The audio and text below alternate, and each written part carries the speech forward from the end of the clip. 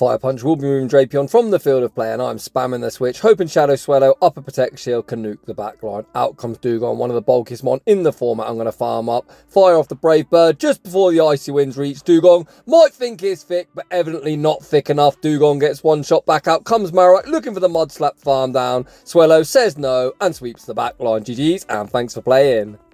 Welcome back to the channel. I'm sure you can hear from my voice, I am smiling ear to ear, and that is because today we are going to be showcasing that newest Shadow Pokemon that might have just slipped under the radar.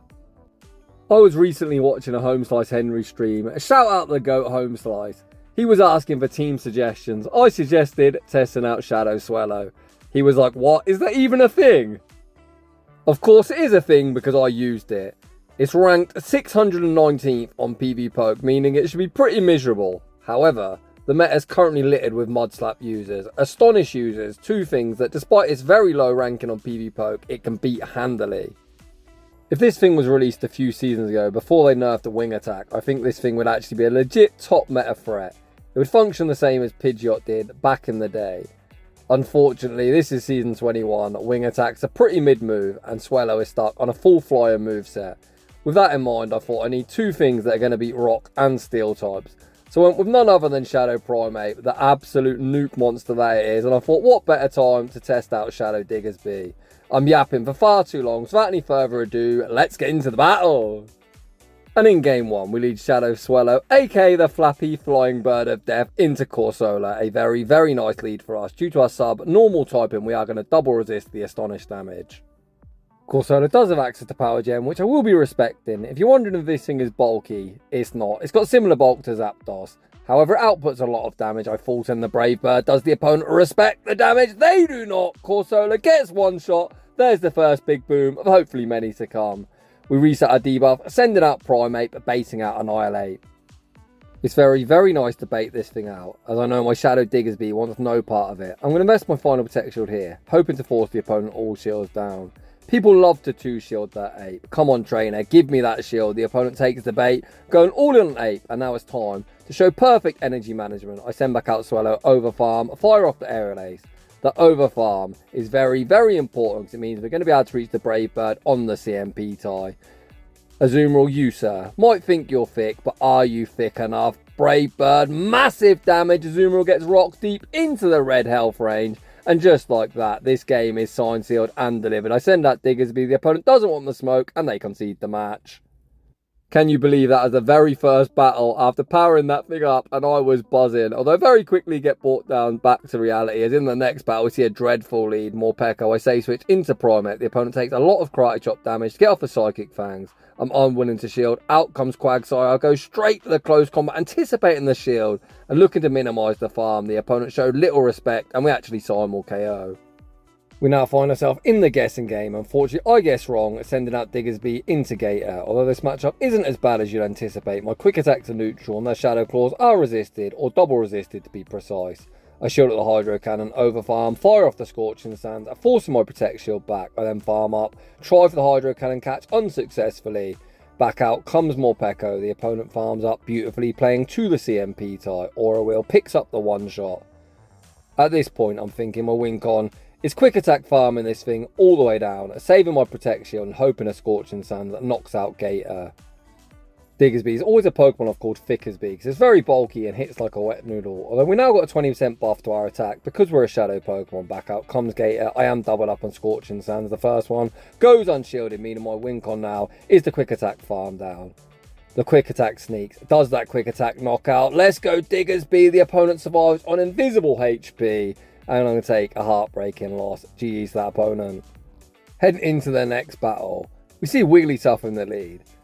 I'm kind of forced to stay in here despite being very, very glassy, as Primeape of course wants no part of this very annoying Marshmallow. I farm up, throw 7 wing attacks and the aerial ace for optimal fast move timing, and then pivot before I get fully charm farm down. Diggersby can tank any one move. Icy Wind is super effective, but even the Shadow variant of this big fat bunny is reasonably thick. We're only a few battles into using Diggersby, and one thing I will note is it just doesn't quite hit hard enough. That Scorching Sands, it doesn't do enough damage. I was hoping it would put it in quick attack farm down range. Unfortunately it does not, so I'm going to fire off the Fire Punch, picking up the knockout. The opponent then sends out their own Diggersby. The opponent does get a very nice quick attack farm down. I have got a 2-to-1 shield advantage. I'm going to be switch locked, so I wait out my clock before sending Primeape onto the field of play. If you are an absolute lunatic and thinking about running this team, a point to note, both Primeape and Swellow demand shields. I invest a protect shield, then farm up, throw the close combat on the charge attack priority, maximising my farm. Close combat sneaks through the protect shield, Primeape gets in on the big boom action, out comes Gator. I'm going to go for the Rage Fist. If the first one goes unshielded, I would throw the next, but the opponent invests the protect shield. We combo into Swellow. The opponent is never double resisting. Shadow Claw farming down. Our Flappy Bird of Death. We reach the Aerial Ace, and Aerial Ace from that range picks up the dub. GG's, and thanks for playing. Heading into the next battle, we see the ever annoying bulky Blue Mouse. Not a particularly bad matchup for us, as we've already seen that a Brave Bird does absurd damage. I shield at the Ice Beam, and then going to throw 4-wing attack and full send the Brave Bird. As always, the question is, does the opponent respect the damage? They do not. They near get one shot. I attempt to snipe with a Karate Chop. We actually simul KO and see Primeape into Diggersby. I'm not messing around. I'm full sending. Does the opponent respect the damage? Bang! There it is. Nukes going off left, right and centre. Out comes their own Primeape. We fire off the Rage Fist. Rage Fist forces the opponent's first protect shield, and the opponent is going to be forced to throw. Despite landing 2 huge booms in this battle and grinning ear to ear, this is still quite a sticky situation. Diggersby doesn't want to see this boosted Primeape. I send Swellow back onto the field of play, go straight for the Aerial Ace. Aerial Ace, of course, forces the final protect shield. I'm then going to pivot into Diggersby and force the opponent to full send a close combat. If they bait, this is GG. The opponent goes for the close combat, picking up the one shot. And my win con from this point is just quick attack, or wing attack farm down, everything. We wing attack farm down Primeape, Azumarill 1 bobble off the charge move. They don't get there, and we take that game. Heading into the next battle, we found ourselves a problem. Believe it or not, when I put these crazy teams together, there are many problematic Pokemon. And in this case, Talonflame is definitely one of them Pokemon. We fire off the Aerial Ace, forcing a protect shield. I am going to stay in, force the opponent to throw. The opponent's on Flame Charge, which is definitely worse for me. A lot of Talonflame now are on the full flyer moveset. Oh man, this is going to be rough, as the opponent's going to continually boost up this Incinerate damage. Diggersby tanks the Flame Charge, and then going to farm up, maximise my farm, and fire off the Scorching Sand. After the quick attack damage, this Scorching Sand that should be lethal, the opponent actually chooses to invest the final Protect Shield, and I'm going to put it all on Primeape, the 2-to-0 shield advantage. Out comes Primeape. Just that one Incinerate did ridiculous damage. Primeape's now going to be boosted with a 2-to-0 shield advantage. What could go wrong? Yet more bloody fast move pressure is the answer to that question. The opponent does me a favour, throwing a charge move. I'm going to throw one further Karate Chop and the close combat. A boosted close combat will be lethal, and we're going to need to hope that whatever's in the back also gets one shot. Out comes Lantern. I'm not entirely sure why I couldn't get that close combat off. The third spark knocked me out. I was 2 off the close combat. But either way, I don't think it'd be lethal. Heading into the next battle, we see a great lead. The opponent Thays switches into Wiggles, and I send out Diggersby. I know a lot of you will be wondering, should you spend over 600,000 Stardust to power up a Shadow Diggersby? I'll be honest, for me personally, the jury is still out. I just don't think it quite hits hard enough, and Diggersbys are pretty good because it's very bulky. The Shadow variant, you can evidently see the lack of bulk with 20% debuff to its defense. I fire off the Fire Punch, picking up the knockout, back out comes Marowak. I can't really afford to concede a farm down here, so I have to fire off this Scorching Sand. I'm going to send Swellow back into the arena. The opponent's opting to stay in, and they do farm up to a Rock Slide, so I am going to respect it. I think the opponent will be a lunatic to bait with a double resisted move. We critically shield at the Rock Slide. The opponent continues to stay in. We're going to farm up, throw 7 wing attacks and the Aerial Ace. If the opponent shields this, we are doubled up, so we're going to win the charge attack priority. Swallow flexing his monstrous attack stat. Aerial Ace picks up the knockout. Out comes Corsola. I'm really hoping to reach the Brave Bird. It takes him 7 Psycho Cuts to the Moonblast, so unfortunately we're not going to get there. I attempt to throw on the CMP tie. The opponent actually takes the extra. However, they do dump energy. Is this a winnable game? The opponent go for the Grass Knot. Grass Knot isn't lethal. The opponent looks for the Psycho Cut farm down. Swellow reaches yet another Aerial Ace. This Aerial Ace won't be lethal. I send out Diggersby. I'm going to force the opponent to dump yet further energy. Corsola is now so low that Primeape is going to be able to come in, get the Karate Chop farm down, and we take that game. Heading into the next battle, we see Annihilape in the lead. The opponent Thays switches into Steelix, and I'm very pleased to send out Diggersby. This now means it doesn't have to see Annihilape. The opponent fire off the break-in swipe. I'm going to farm up, Look to throw on the CMP tie, anticipating I'd win. Of course, I've never used Diggersby and I'd never used that normal, boring, bulky bunny. So clearly a learning process. I cannot believe Steelix actually wins a CMP tie. I personally use a lot of Shadow Glass Cannons, and what I'm always looking to do is maximise my farm, often throwing CMP. So it's going to take some getting used to. Learning with Diggersby, I cannot do that. So I actually throw there just before the next break-in swipe, looking to keep some health. We fire off the Scorching Sands on the return and Annihilate, and then pivot back into Swellow. I was really confused, thinking, trainer, why are you throwing a Rage Fist that's debuffed and double resisted? The opponent looked to force a Protect Shield, which I'm never shielding, and then send out Gastrodon.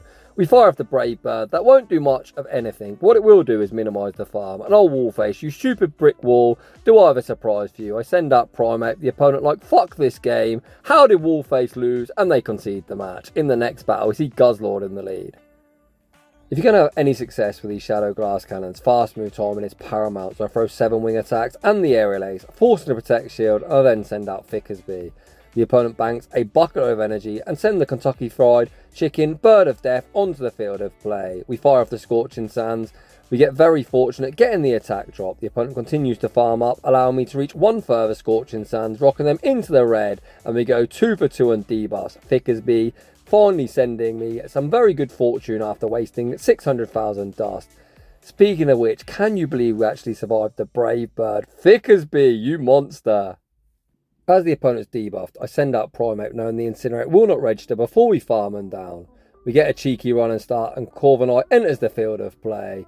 This isn't too complicated. I'm going to go 1, 2, 3, 4, fire off Rage Fist after Rage Fist, and just try and fast move beat down the remainder of the team. The opponent tanks both Rage Fist.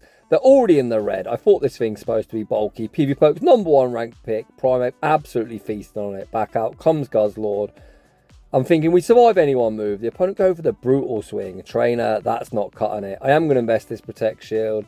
Even a brutal swing would knock me out from here. The opponent had Dragon Claw the entirety of the time. It looks like they went for some bad manners. The only thing that's going to be a bad manners in this matchup is me getting the resisted, wing attack farm down, and emerging victorious. GG's. In the next battle, we see a battle of flying types very much in my favour. I'm going to farm up, throw the aerial ace on the CMP tie to a potential acrobatics. Aerial ace actually looks like a decent move, not an arse move when it comes from Shadow Swellow. The opponent bait me with the aerial ace, but I know they can only reach an aerial ace before getting farmed down. Jump Off's a very defense-weighted Pokemon, but look how much damage that does. That is ridiculous. The opponent sends out Dunsparce. I bank the Brave Bird for the road, pivot into Primeape, baiting out Annihilate once again. This is a great example of when you should pivot, as I've managed to align Primeape into Annihilate again so Diggersby doesn't have to face it. We fire off back-to-back Rage Fist, forcing the opponent all shields down. We've got the Brave Bird bank. We've already seen Aerial Ace does so much damage. I'm more than confident this will knock out, and it does. Back out comes Dunsparce. I look to fire off the Aerial Ace, putting the icing on the cake. Unfortunately, isn't meant to be, but Diggersby up a protection. We're going to have no problem cleaning up, and the opponent's going to concede the match. Heading into the next battle, we see Shadow Marowak in the lead with a Shadow Drapion Say Switch. This is probably going to be its Axon's team. This is one of the drawbacks of Shadow Diggersby as well. You can see that 2 Aqua Tails, Shadow and Shadow Crime, come very, very close to knocking out. Diggersby can just about survive this next one, but my god, we are very, very low. I'm just full sending, guaranteeing the knockout or the protect shield. The opponent looks to call the bait. They get one shot. Back out comes Marowak. Marowak does get the farm down. I send back out Swellow. The opponent farm up to a potential rock slide, which I will respect. Can you believe it? This savage of an opponent baits with a double resisted move. I'm then going to farm up, throw the Aerial Ace. Aerial Ace from this range will be lethal. The opponent invests a protect shield, and this time I'm going to look to catch the rock slide onto Primeape. Surely the opponent doesn't double down on baiting. Oof, trainer, that's nasty. Out comes Annihilate. We're going to fire off the Rage Fist. Rage Fist goes unshielded. I'm thinking, how do I win this game? I'm kind of forced to shield this up. The Rage Fist itself won't do too much damage. However, you can see if I didn't shield that up, potentially I would have died to quick move. So I think that's a good shield on my part. Back out comes Marowak, and despite the opponent going for back-to-back bait, Swellow going to have enough in the tank to outpace to the double Aerial Ace, and we take that game. Heading into the next battle. Holy cow, that's a yikes lead if I ever did see one. I attempt to instantly pivot into Primeape. The opponent's like, nah, take a Thunderfang. Thanks game, you work as intended as always. My Primeape Say Switch baits out Superior.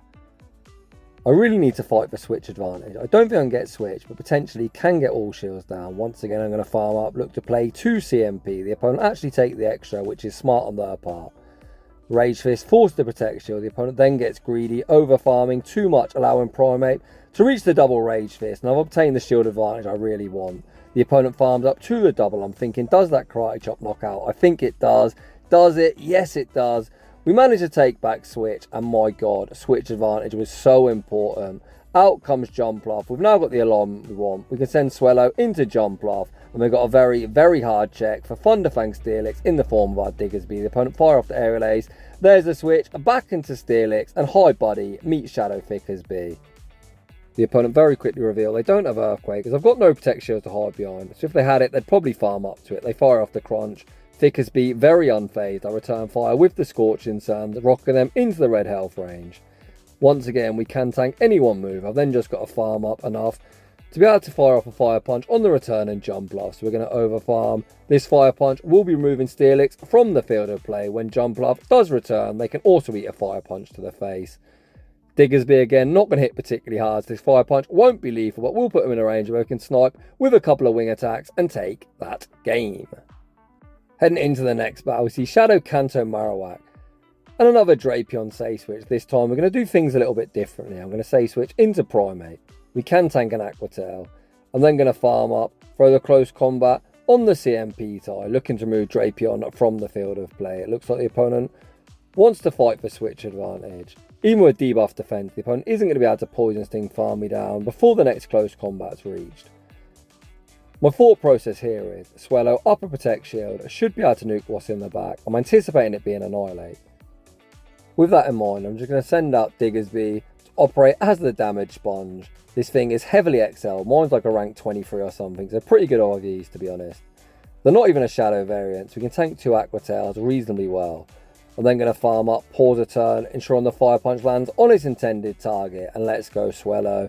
Let's go Swellow, it's your time buddy. We pivot into Swellow. Oof, that is not what I wanted to see in the back. Out comes Dugong, a very bulky boy. I farm up, throw the Brave Bird just before the Icy Winds reach. Dugong thinks it's thick, evidently it's not thick enough. Back out comes Marowak, the opponent, looking for that double resisted Mud Slap farm down. Swellow says no, reaches back to back Brave Bird and nukes everything. GG's, and thanks for playing. Heading into the next battle, Jamie Finn is the algorithm confirmed that Kanto Marowak is here, there and every fucking where, and Shadow Swellow is just feasting. The opponent Say switches into Dugong. I fire off the Rage Fist, knowing I just want to keep alignment. I'm going to shoot the Icy Wind. I'm thinking do 6 Karate Chops, knockout. I'm actually going to farm up to the double Rage Fist, playing it safe, knowing the opponent really can't afford to shield this as I am doubled up. Back out comes Marowak. Again, we're going to full send the close combat, guaranteeing the knockout or my shield back. The opponent obliges, putting up that Protect Shield. Again, an argument could have been made that I could have baited, but fuck it, I'm here for a good time, not a long time. I send back out Swellow, the opponent farms up to a potential rock slide and again bait with a double resisted move. The opponent then tries the luck, catching a move onto Carbink, aka Stinky Binky. Honestly, I haven't seen this thing in forever, but I'm very pleased to see it in the back when I've got a Thickersby on the team. Moonblast simply isn't going to cut it, although it did do a lot more than I was expecting. Again, you can see the debuff to my defense from being the Shadow variant.